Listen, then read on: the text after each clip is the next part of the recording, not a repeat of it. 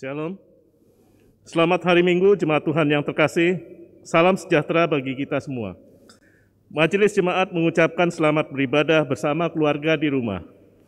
Mohon perhatian untuk hal-hal sebagai berikut.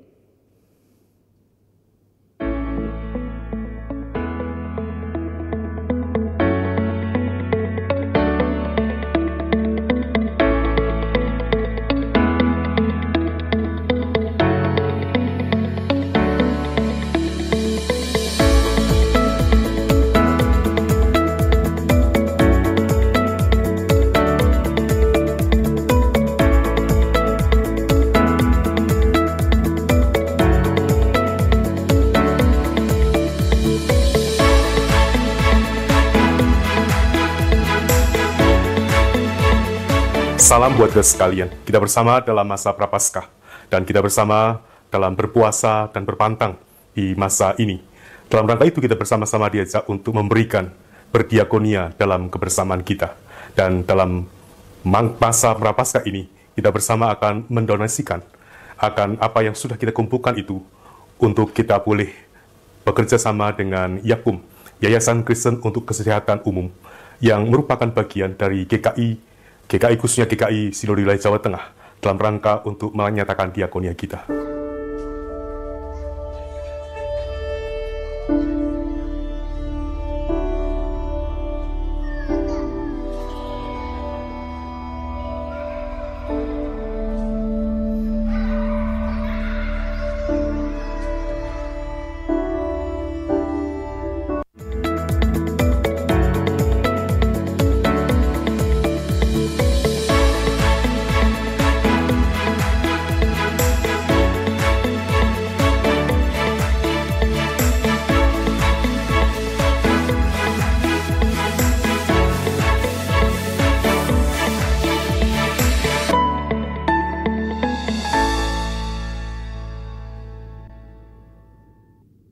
Ibadah Minggu hari ini dilayani oleh Pendeta Yonatan Wijayanto. Demikian warta hari ini. Warta selengkapnya dapat dibaca dalam e-warta GKI Serpong.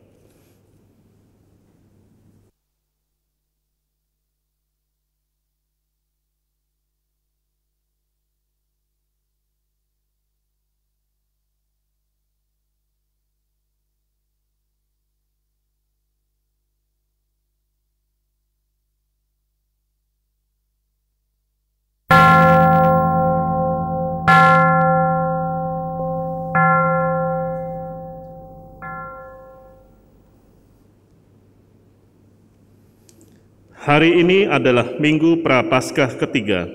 Kita diajak untuk menghayati dan mengingat karya pelayanan, pengajaran, keteladanan, dan pengorbanan Yesus Kristus untuk menyatakan cinta kasih-Nya yang terdalam demi keselamatan umat manusia. Dan demi mengampuni manusia berdosa, Kristus menempuh jalan penuh sengsara. Puji dan sembah kami naikkan kepada Dia yang telah berkorban demi dunia.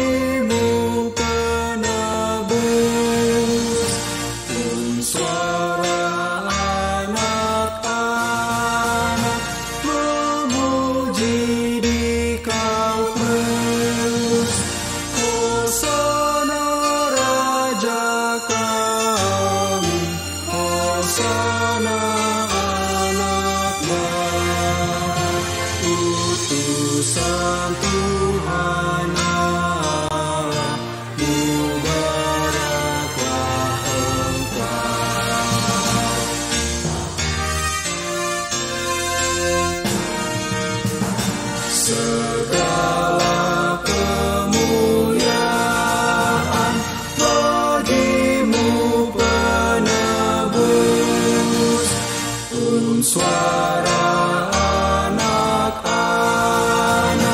memuji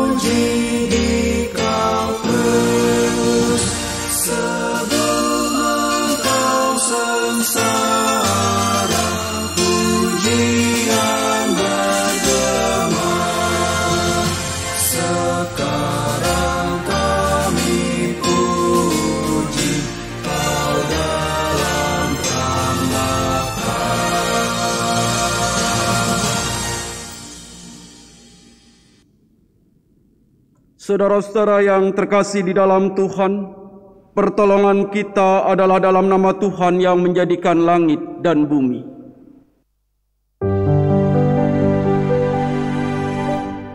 Amin, amin, amin.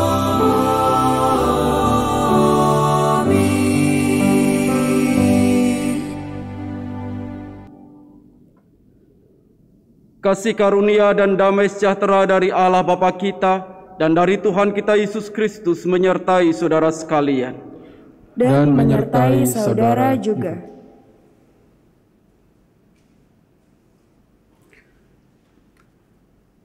Saudara-saudara yang terkasih di dalam Tuhan Yesus Kristus, Tuhan yang Maha Kudus telah menghadirkan dirinya di tengah dunia yang penuh dosa. Tuhan yang Maha Kudus itu pula menyatakan karya kudusnya bagi kehidupan manusia yang sudah terjatuh ke dalam dosa, agar manusia boleh dikuduskan oleh kasih dan karya penyelamatannya. Sebagaimana firman Tuhan yang tertulis dalam Lukas 5 ayat 32 yang berkata demikian, "Aku datang bukan untuk memanggil orang benar, tetapi orang berdosa, supaya mereka bertobat."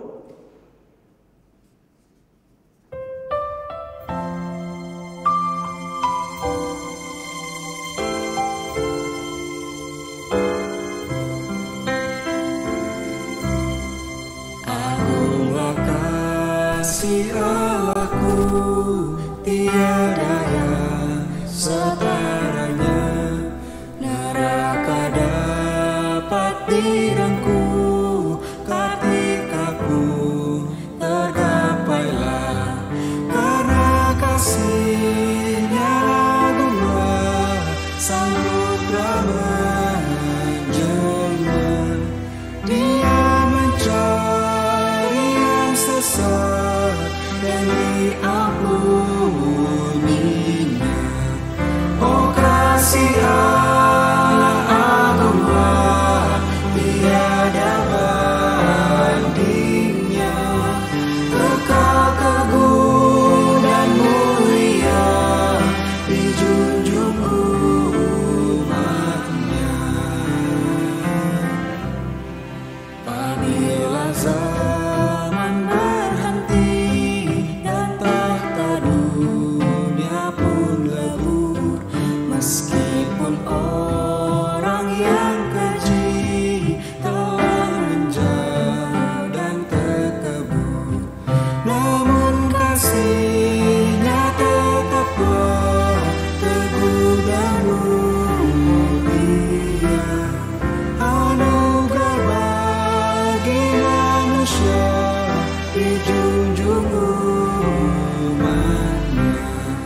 Oh kasih Allah agunglah, tiada bandingnya. Kekal teguh dan mulia dijunjung umatnya.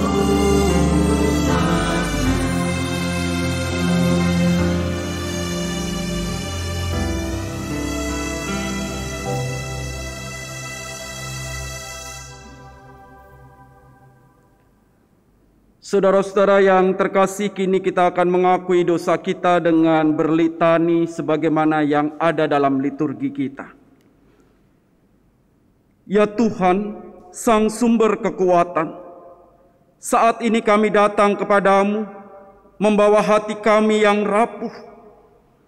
Ampunilah kami yang seringkali tidak menjadikan Engkau sumber kekuatan bagi hidup kami. Dalam setiap persoalan, kami berupaya dengan kekuatan kami sendiri, sehingga akhirnya kami terjatuh dalam dosa. Tuhan yang penuh belas kasih, ampunilah dan pulihkan kami. Ya Tuhan yang Maha Mengetahui, ampunilah kami yang seringkali lebih memilih untuk menghindari persoalan daripada menghadapinya.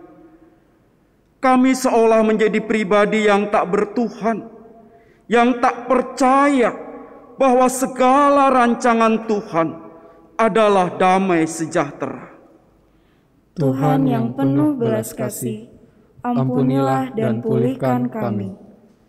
Ya Tuhan yang kami sembah dalam setiap musim kehidupan, ampunilah kami yang sering salah paham terhadap Engkau, salah memahami kasih-Mu, salah memahami keputusan-keputusan-Mu, bahkan salah memahami keadilan-Mu.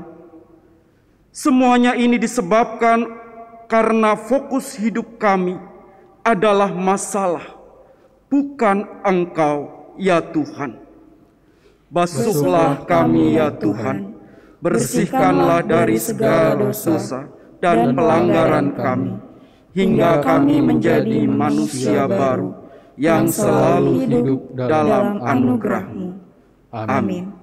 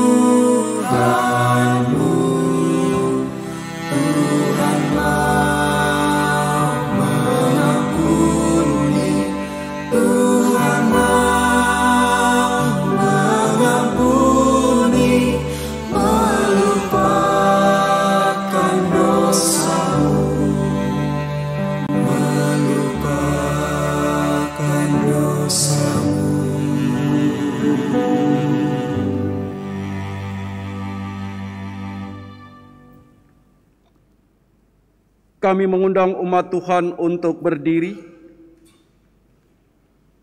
Umat Tuhan, dalam rahmat dan kasih karunia Allah, kini terimalah berita anugerah bagi setiap kita yang bukan hanya sungguh-sungguh menyesal, namun juga bersedia hidup dalam pertobatan.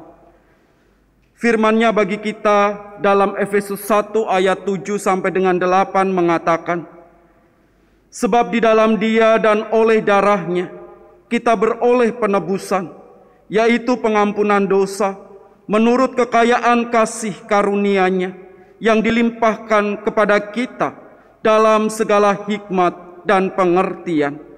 Demikianlah berita anugerah dari Tuhan. Syukur kepada Allah. Tuhan sudah mengampuni dan mempersatukan kita. Oleh karena itu, marilah kita hidup dalam damai dan pengampunan. Damai Tuhan besertamu. Dan besertamu juga.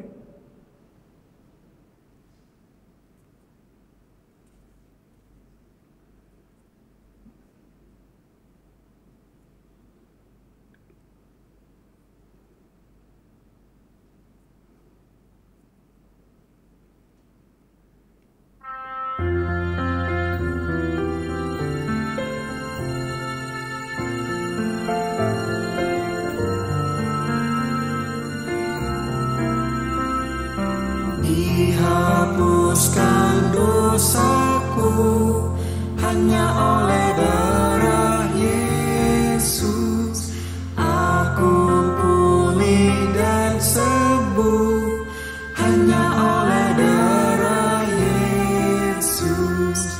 Oh, darah Tuhanku, sumber pembasuhku, sucilah hidupku, hanya oleh darah Yesus.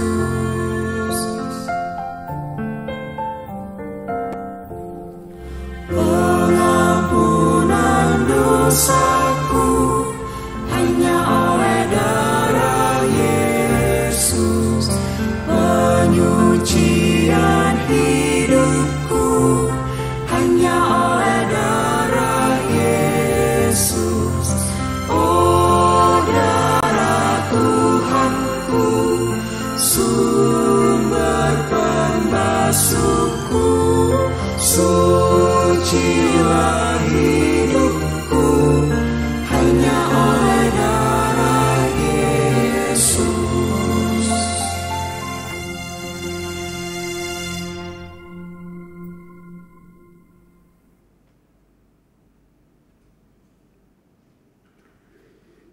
Saudara-saudara yang terkasih, mari kita bersama-sama menyatukan hati kita dalam doa pelayanan firman. Mari kita berdoa. Bapa yang penuh kasih, pada saat ini kami datang dengan ungkapan syukur kami atas karya Tuhan di dalam kehidupan kami, atas pengampunan yang Tuhan berikan, sehingga kami boleh merasakan anugerah keselamatan dalam hidup kami. Dan sebagai umat yang telah Engkau selamatkan di tengah kehidupan ini Tuhan, kami rindu untuk terus berjalan bersama dengan Tuhan di dalam setiap kehidupan kami. Biarlah firman-Mu menyapa kami dan menerangi perjalanan hidup kami. Biarlah firman-Mu menuntun kami, sehingga ketika kami menjalani hari-hari kehidupan kami, perkataan dan perbuatan kami mencerminkan perkataan dan perbuatan yang sesuai dengan kebenaran firman Allah. Mampukan kami Tuhan untuk mendengar firman-Mu pada hari ini.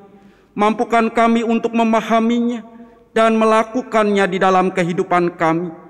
Bentuklah kami dengan tangan kuasa-Mu.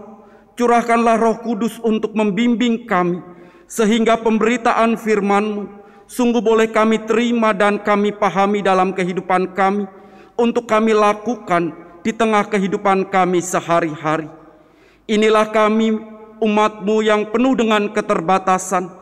Bentuklah kami ya Tuhan, seturut dengan kehendak-Mu. Di dalam nama Tuhan kami Yesus Kristus, kami berdoa. Amin. Saudara-saudara yang terkasih di dalam Tuhan Yesus Kristus, bacaan kita pada hari ini dibacakan dari Injil Lukas pasal 13 ayat 1 sampai dengan ayat 9. Injil Lukas pasal 13 ayat 1 sampai dengan ayat 9 di bawah dua judul, dosa dan penderitaan dan perumpamaan tentang pohon ara yang tidak berbuah. Pada waktu itu datanglah kepada Yesus beberapa orang membawa kabar tentang orang-orang Galilea yang darahnya dicampurkan Pilatus dengan darah korban yang mereka persembahkan. Yesus menjawab mereka, "Sangkamu orang-orang Galilea ini lebih besar dosanya daripada dosa semua orang Galilea yang lain karena mereka mengalami nasib itu? Tidak, kataku kepadamu. Tetapi jikalau kamu tidak bertobat, kamu semua akan binasa atas cara demikian. Atau sangkamu ke-18 orang yang mati ditimpa menara dekat Siloam lebih besar kesalahannya daripada kesalahan semua orang lain yang diam di Yerusalem? Tidak, kataku kepadamu. Tetapi jikalau kamu tidak bertobat, kamu semua akan binasa atas cara demikian. Lalu Yesus mengatakan perumpamaan ini. Seorang mempunyai pohon ara yang tumbuh di kebun anggurnya, dan ia datang untuk mencari buah pada pohon itu. Tetapi ia tidak menemukannya. Lalu ia berkata kepada pengurus kebun anggur itu, "Sudah 3 tahun aku datang mencari buah pada pohon ara ini, dan aku tidak menemukannya. Tebanglah pohon ini. Untuk apa ia hidup di tanah ini dengan percuma?" Jawab orang itu, "Tuan, biarkanlah dia tumbuh tahun ini lagi. Aku akan mencangkul tanah sekelilingnya dan memberi pupuk kepadanya. Mungkin tahun depan ia berbuah. Jika tidak, tebanglah dia." Demikianlah pembacaan firman Tuhan. Berbahagialah setiap kita yang mendengar firman Allah, merenungkannya, dan memeliharanya dalam kehidupan kita. Hosiana.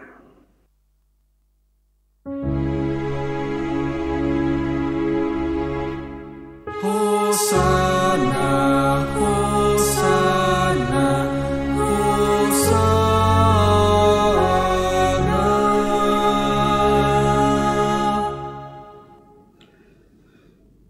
Saudara-saudara yang terkasih di dalam Tuhan Yesus Kristus, tema kita hari ini adalah kesempatan untuk bertobat. Saudara-saudara yang terkasih, saya ingin mengajak saudara-saudara untuk sedikit traveling begitu ya. Tentu dalam sebuah imajinasi. Bukan berarti saya mengajak Anda keluar rumah meninggalkan ibadah ini, jalan-jalan ke satu tempat, enggak. Tetapi kita akan sedikit berimajinasi, mencoba membayangkan kita hendak traveling ke sebuah supermarket. Saudara-saudara, bayangkan kita sedang jalan-jalan di sebuah supermarket, lalu tiba-tiba di depan mata kita tersaji sebuah tulisan besar, "Basar, diskon 70%. Tapi ketika kita melihat ke dalam supermarket itu, apa yang dibasarkan atau apa yang didiskon ternyata adalah barang-barang outfit, yaitu pakaian yang dijual di situ, mungkin sepatu, sendal, dan berbagai perlengkapan untuk kita keluar rumah. Pertanyaan saya, kalau Anda melihat tulisan seperti itu dan melihat bahwa ternyata yang dijual adalah pakaian, Anda mau ambil enggak? Ya bergantung, Pak. Bergantung dengan apa? Bergantung dengan beberapa hal. Yang pertama soal kebutuhan. Apakah saya butuh? Kalau saya pas butuh dengan barang itu, ya mumpung diskon 70% saya ambil. Tapi kalau saya nggak butuh, mau diskon 70%, mau diskon 80%, buat apa? Jadi bergantung apakah saya butuh atau tidak. Yang kedua, apakah saya ingin atau tidak? Mungkin saya tidak butuh, tetapi ketika saya melihat barang itu kok kelihatannya menarik ya, kok kelihatannya pas ya buat saya, kok kelihatannya model baru ya, belum pernah ada, dan saya menginginkan itu saya miliki, ya saya memanfaatkan kesempatan untuk membeli dengan harga yang murah itu. Tapi kalau nggak ingin ya, walaupun di situ tertulis besar-besar 70% dan betul-betul 70%, ya buat apa? Buang-buang uang. Jadi soal kebutuhan, soal keinginan. Dan yang ketiga, soal kemampuan. Kalau saya butuh, kalau saya ingin, tapi saya nggak punya uang, ya buat apa? Jadi saya pasti akan mempertimbangkan apakah saya mampu membelinya atau tidak. Kalaupun itu dijual dengan diskon 70% dan kesempatannya mungkin langka, tapi kalau saya nggak punya kemampuan untuk beli, ya buat apa? Ya nggak mungkin lah saya menggunakan dan mengambil kesempatan itu. Sebab saya nggak punya daya, saya nggak punya kemampuan. Dan yang keempat, pemahaman tentang atau pengetahuan kita tentang kebiasaan diskon yang ada. Kadang kita berpikir bahwa paling juga nggak cuman hari ini, besok atau bulan depan pasti ada lagi. Stoknya pasti banyak, waktunya masih panjang. Karena itu nggak usah sekarang deh. Berikutnya saja. Karena kita tahu bahwa barang itu bukan barang yang primer, barang itu bukan barang yang utama untuk kita penuhi, kita bisa menundanya, tidak menggunakan kesempatan yang ada saat itu juga. Lain soal kalau kita masih jalan-jalan lagi, lalu tiba-tiba di bagian rak, bumbu-bumbu dapur, peralatan masak, tiba-tiba di situ tertulis minyak goreng diskon 70%. Mungkin kita segera menyerbu tempat itu.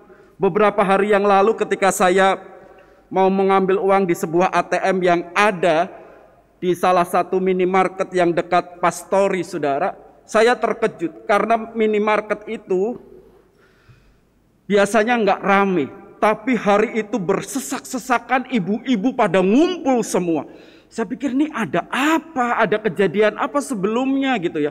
Tumben-tumben sekali banyak ibu-ibu pada berdiri di depan minimarket itu gitu. Lalu saya tanya, ada apa sih? Biasa Pak, lagi pada ngantri minyak goreng karena besok harga naik.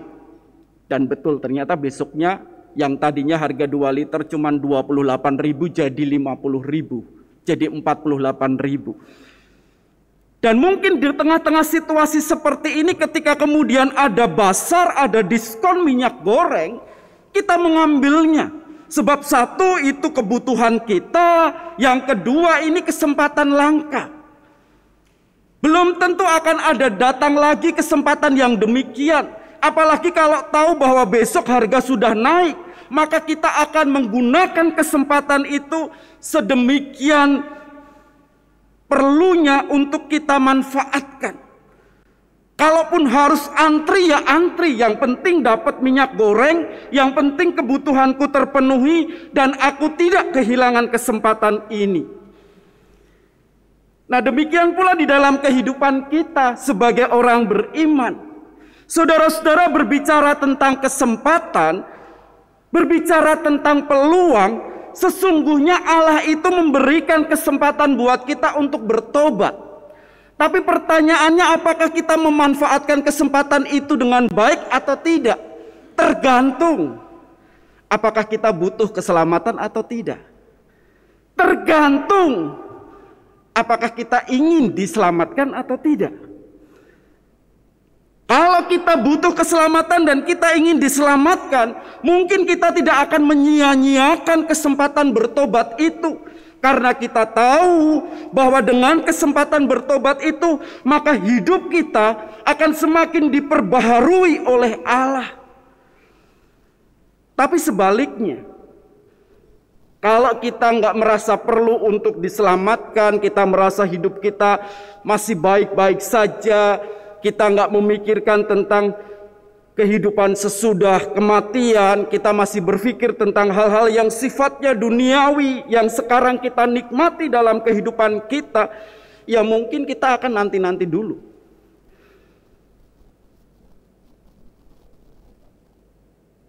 Dan ini biasanya juga dibarengi dengan pemahaman tentang waktu. Toh masih ada kesempatan berikutnya. Toh stok keselamatan juga nggak akan habis kalau dipakai oleh banyak orang, karena Allah membuka ruang selebar-lebarnya untuk siapapun yang mau diselamatkan. Dan terkadang oleh karena hal-hal seperti itu, maka kemudian tidak sedikit orang yang menunda untuk mengambil kesempatan itu dalam kehidupannya, sehingga ia menjalani pertobatan dengan baik. Bacaan kita hari ini menggambarkan kepada kita bagaimana sesungguhnya kita mesti menempatkan pemahaman yang tepat tentang kesempatan untuk bertobat. Jelas pertobatan adalah sebuah hal yang Allah kehendaki supaya kita tidak berlarut dalam dosa kita. Allah tidak ingin kita menjadi orang-orang yang pada akhirnya mengalami celaka, mengalami situasi kehidupan yang tidak baik oleh karena perbuatan-perbuatan dosa yang terus kita lakukan dalam kehidupan kita. Dalam dua kasus yang ada di dalam ayat 1 sampai dengan ayat yang kelima, Tuhan memberi gambaran kepada kita tentang betapa pentingnya kita menjalani pertobatan. Sebab kalau kita terus berkubang dengan dosa kita, maka bisa saja kita akan mengalami kebinasaan di tengah kehidupan ini. Kita akan mengalami hukuman atas dosa-dosa kita. Sebab itu Allah tidak ingin kita mengalami itu, dan Allah memanggil kita untuk menjalani kehidupan dalam pertobatan. Dan pada bagian ayat 6 sampai dengan ayat 9, melalui perumpamaan tentang pohon ara, Tuhan Yesus mau menggambarkan kepada kita betapa besarnya kemurahan Allah. Ia memberi kesempatan, Ia dengan sabar menunggu kita sampai kita mau untuk membuka diri, memanfaatkan kesempatan bertobat itu dalam kehidupan kita.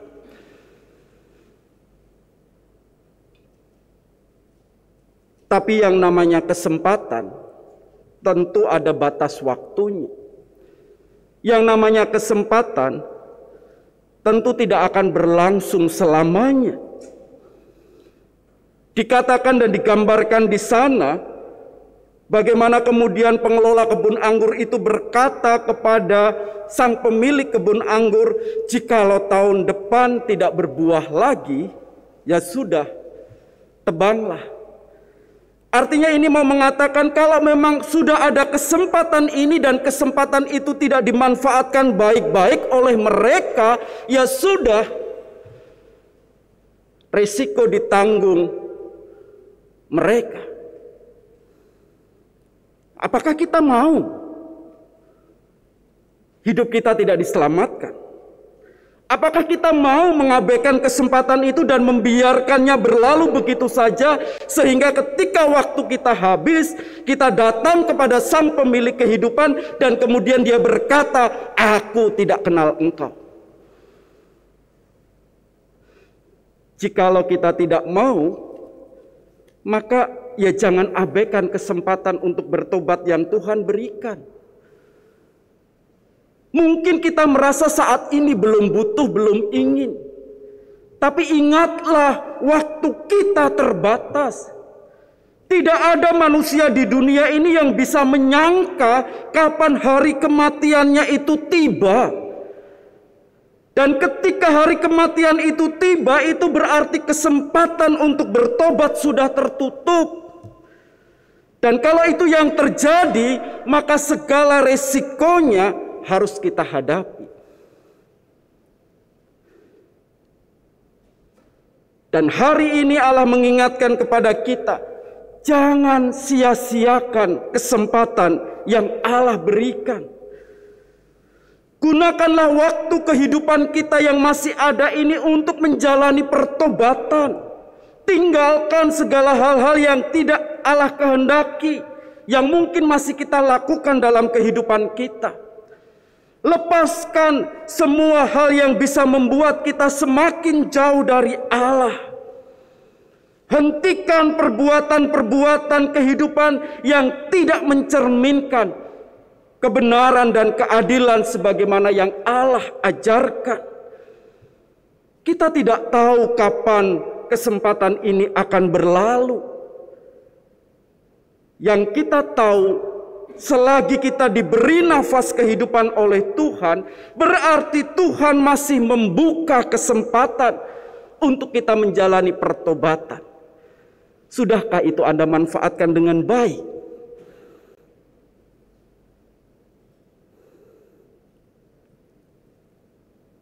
Saya tidak bisa menilai saudara.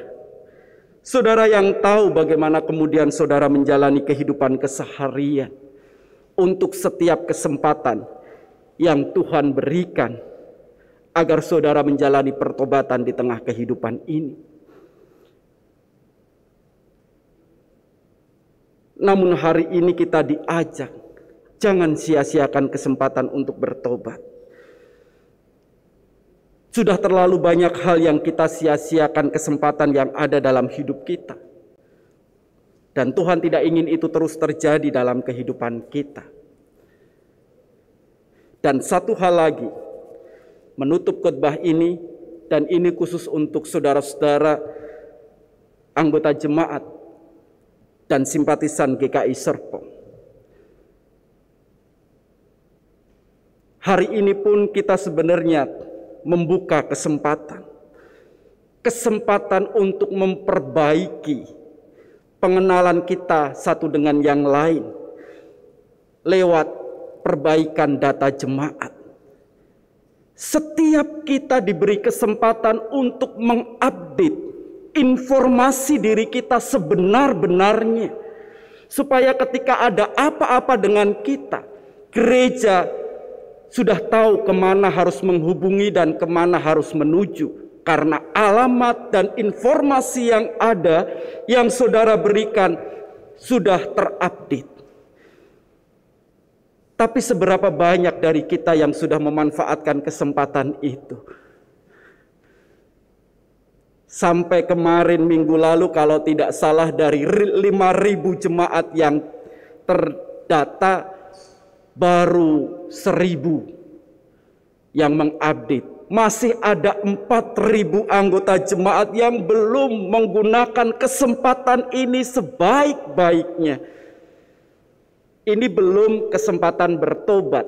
Ini baru kesempatan update data saja kita melewatkannya. Nah, bagaimana dengan kesempatan bertobat, saudara?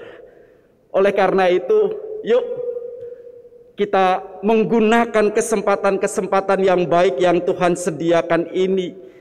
Baik kita ngisi data, baik kita menjalani hidup dalam pertobatan, itu bagian dari yang baik. Gunakanlah itu, manfaatkanlah itu sebaik-baiknya. Suatu saat kesempatan ini tertutup. Tetapi kalau kita sudah menggunakannya sebaik-baiknya, kita tidak akan menyesal di kemudian hari. Kiranya kita dimampukan untuk memakai kesempatan yang Tuhan anugerahkan dalam kehidupan kita ini. Melakukan hal yang baik dan menjalani pertobatan di tengah kehidupan kita. Tuhan memberkati kita. Amin.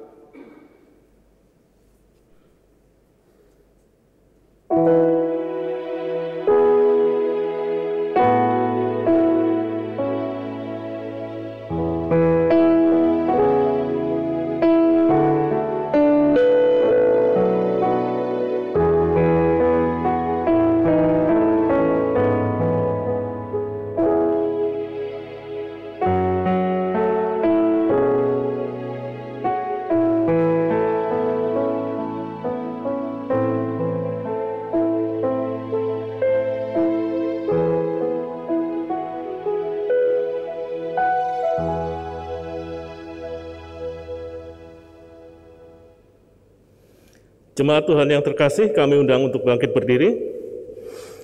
Mari kita mengikrarkan iman kita bersama-sama dengan mengucapkan pengakuan iman rasuli yang demikian.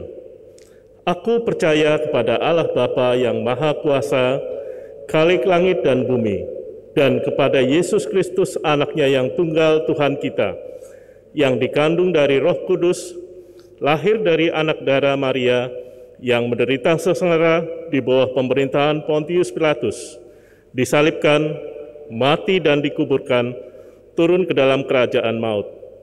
Pada hari yang ketiga, bangkit pula dari antara orang mati, naik ke surga, duduk di sebelah kanan Allah Bapa yang Maha Kuasa, dan dari sana ia akan datang untuk menghakimi orang yang hidup dan yang mati. Aku percaya kepada Roh Kudus, gereja yang kudus dan am, persekutuan orang kudus, pengampunan dosa, kebangkitan orang mati, dan hidup yang kekal. Amin. Dipersilakan untuk duduk kembali. Saudara-saudara yang terkasih, kita akan menyatukan hati kita dalam doa syafaat yang nanti akan kita akhiri dengan nyanyian doa Bapa kami. Mari kita berdoa. Ya Tuhan yang penuh kasih, pada saat ini kami bersatu hati berdoa bagi bangsa dan negara kami. Kami berdoa untuk Indonesia yang kami cintai, tempat di mana kami Tuhan tempatkan. Kiranya Tuhan berkenan untuk memberkati bangsa dan negara ini di dalam segala aktivitas untuk menyejahterakan masyarakatnya. Biarlah juga Tuhan memberikan kekuatan pada para pemimpin kami, sehingga mereka tetap bijak dalam mengambil keputusan untuk masa depan negeri ini. Kami juga percayakan kepadamu ya Tuhan seluruh masyarakat negeri ini. Biarlah Engkau juga terus memberkati mereka dalam segala keadaan mereka.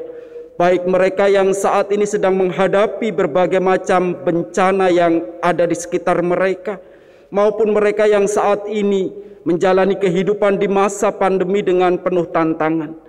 Kami percayakan jalan hidup mereka hanya ke dalam tangan kuasa-Mu. Engkau memberkati dan menolong mereka dalam keadaan mereka masing-masing. Juga kami berdoa untuk pergumulan gereja-gereja Tuhan di berbagai tempat yang ada di Indonesia ini.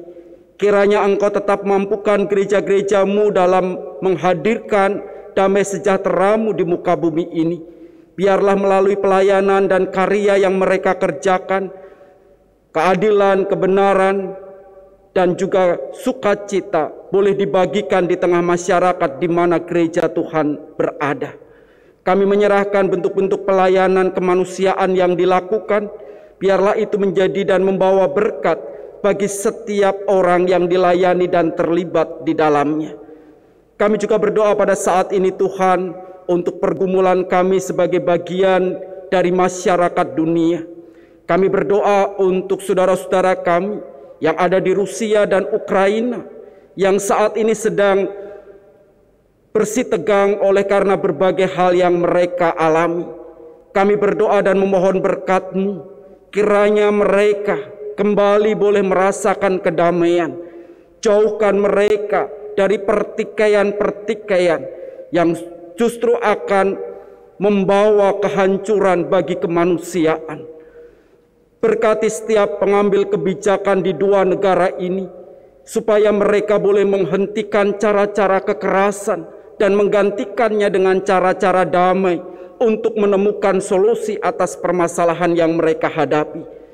Berkati masyarakat di sana, lindungi dan beri keselamatan di tengah-tengah kekacauan yang saat ini terjadi di dalam negara mereka.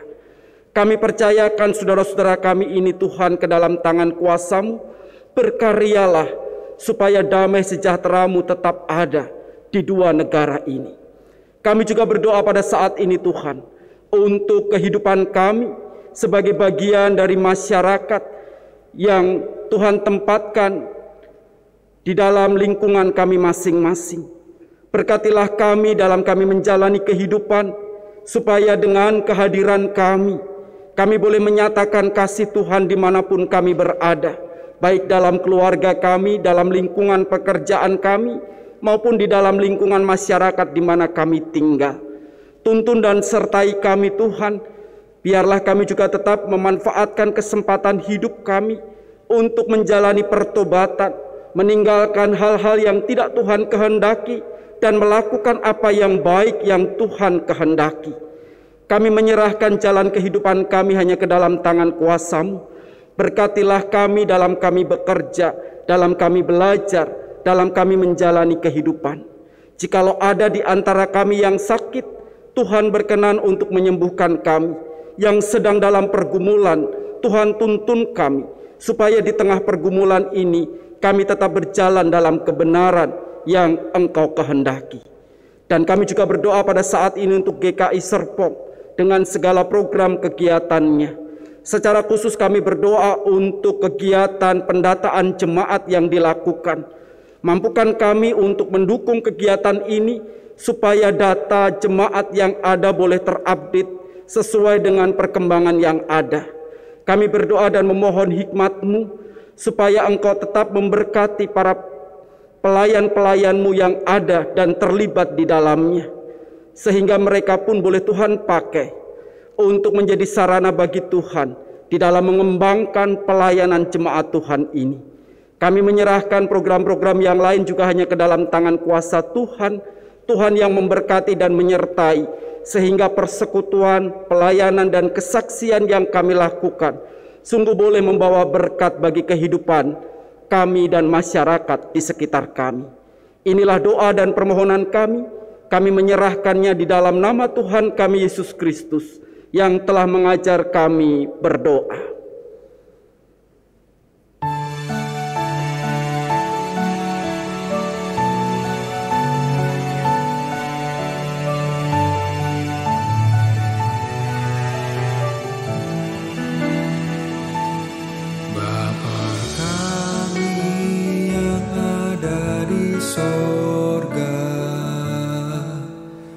Dikuduskanlah nama-Mu,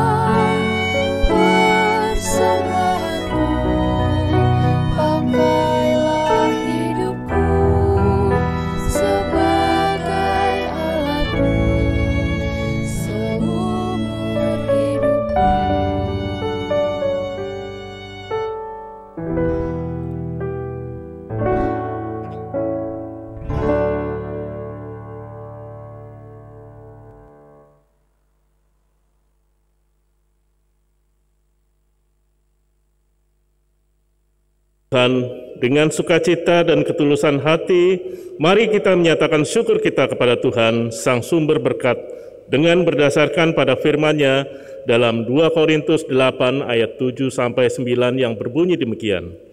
Maka sekarang, sama seperti kamu kaya dalam segala sesuatu, dalam iman, dalam perkataan, dalam pengetahuan, dalam kesungguhan untuk membantu, dan dalam kasih-Mu terhadap kami, demikianlah juga hendaknya kamu kaya dalam pelayanan kasih ini.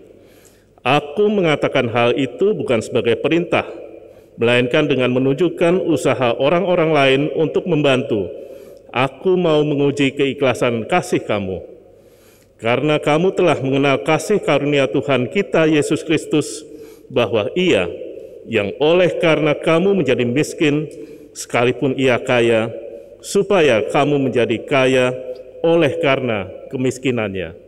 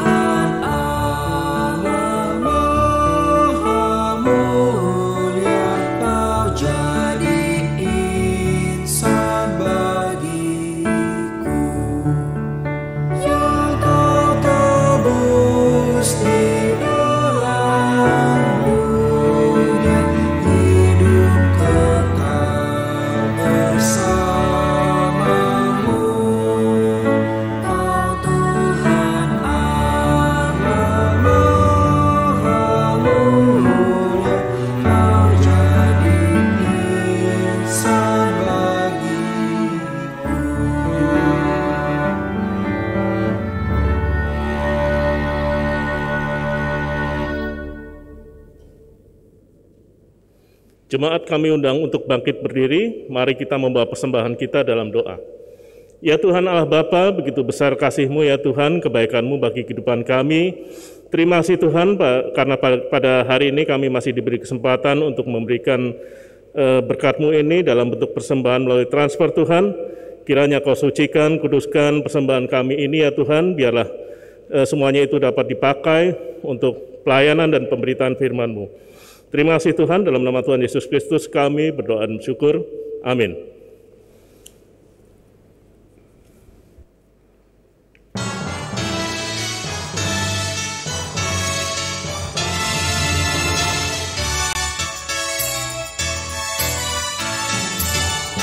Perubahan besar di kehidupanku sejak Yesus di hatiku. Jiwaku bersinar terang yang cerah sejak Yesus di hatiku.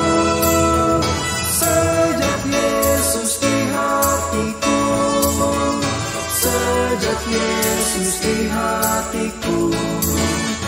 Jiwaku bergemar bagai ombak besar. Sejak Yesus di hatiku. Aku tobat kembali ke jalan benar sejak Yesus di hatiku.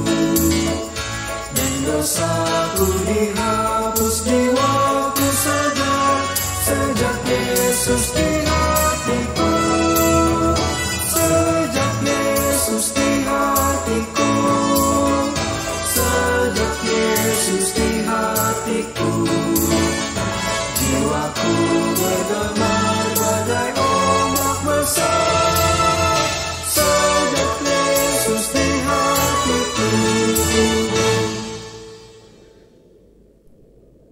Arahkanlah hatimu kepada Tuhan. Kami mengarahkan hati kami kepada Tuhan. Jadilah saksi Kristus. Syukur kepada Allah. Terpujilah Tuhan. Kini dan selamanya. Sambut dan terimalah berkat Tuhan. Tuhan memberkati engkau dan melindungi engkau. Tuhan menyinari engkau dengan wajah-Nya dan memberi engkau kasih karunia. Tuhan menghadapkan wajah-Nya kepadamu dan memberi engkau damai sejahtera. Amin.